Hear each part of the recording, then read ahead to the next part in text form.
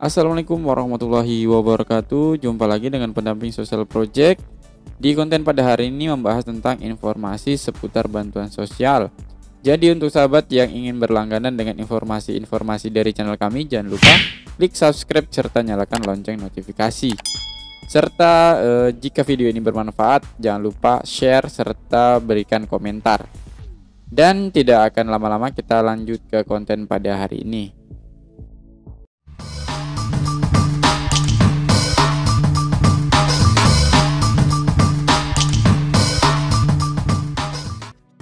Oke, hari ini kita akan membahas mengapa bantuan program Keluarga Harapan ada yang sudah cair dan ada juga yang belum cair.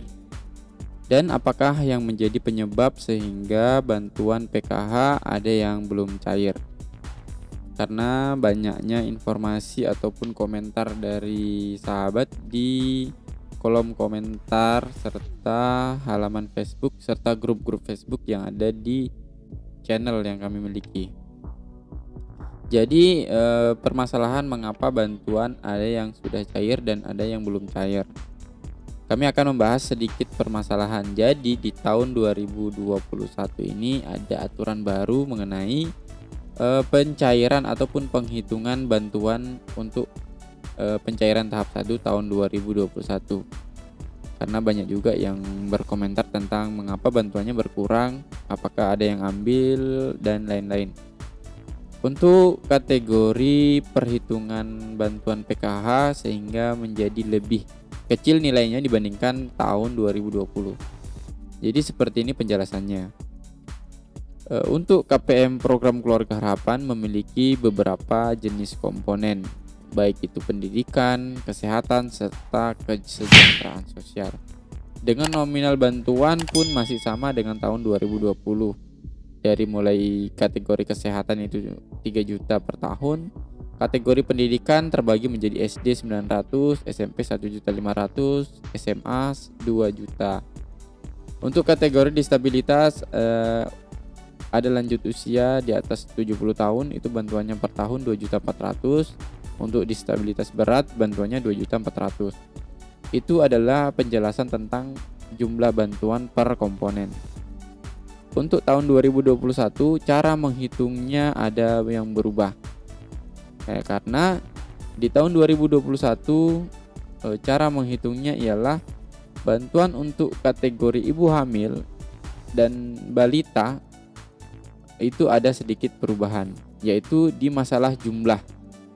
Kalau untuk bantuan ibu hamil yang menerima bantuan program Keluarga Harapan hanyalah untuk kehamilan pertama serta kedua.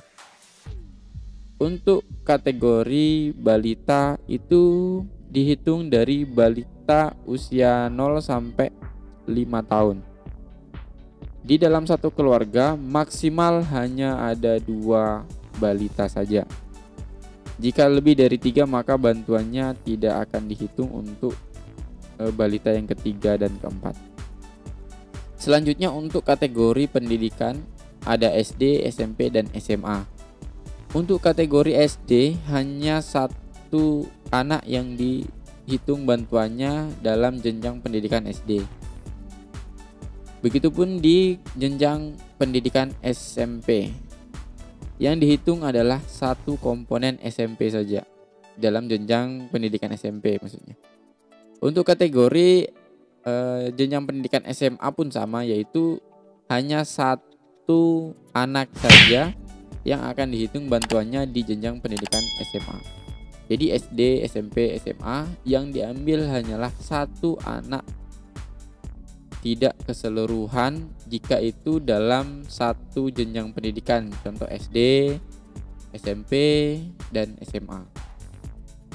Selanjutnya untuk kategori disabilitas atau lanjut usia, bantuannya 2.400.000 itu hanya untuk 1 lansia atau 1 disabilitas dalam 1 keluarga. Jadi sahabat bisa menghitung di rumah dengan cara mencatat dulu jumlah bantuan per komponen. Selanjutnya hitunglah jumlah komponen yang dimiliki dalam 1 keluarga. Jika dalam 1 keluarga memiliki komponen kesehatan atau balita 1, maka bantuan per tahunnya adalah 3 juta juta rupiah. Jika dalam satu keluarga terdapat ibu hamil dan kehamilan ketiga ataupun keempat, maka nominal bantuannya untuk kategori ibu hamil adalah kosong. Untuk kategori pendidikan SD, SMP, dan SMA, jika terdapat 2 anak SD, maka bantuannya akan dihitung sebagai satu komponen, yaitu 900.000 per tahun. SMP, meskipun itu ada 3 ataupun 4, maka yang dihitung hanya 1 dan jumlah bantuannya per tahun SMP 1.500.000 per tahun. Sama dengan SMA, yaitu 2 juta per tahun meskipun terdapat 2 atau 3 anak SMA di dalam satu keluarga. Tapi tetap hitungannya adalah satu anak saja, yaitu 2 juta per tahun. Jika telah dijumlah, maka tinggal dibagi menjadi 4 pencairan. Jadi sama saja dibagi menjadi 4. Itu tadi cara menghitung jumlah bantuan PKH di tahun 2021. Jadi bukan berkurang ataupun dikurangi, namun cara perhitungannya yang berubah sehingga didapat bantuan tidak seperti yang cair pada bulan Oktober pada tahun 2020. Itu tadi penjelasan tentang jumlah bantuan. Untuk selanjutnya penjelasan mengapa bantuan PKH ada yang belum cair.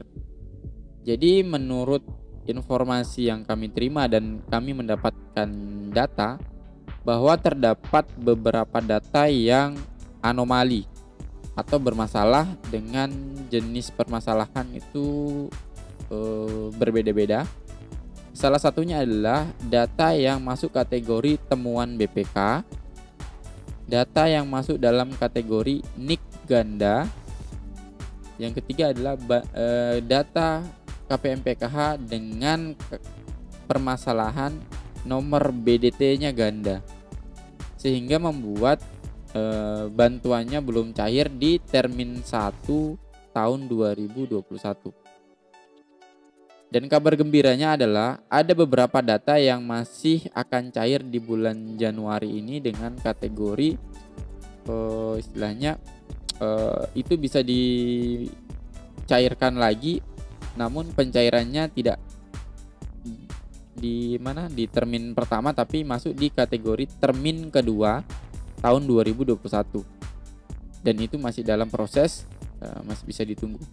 Namun untuk permasalahan NIK ganda dengan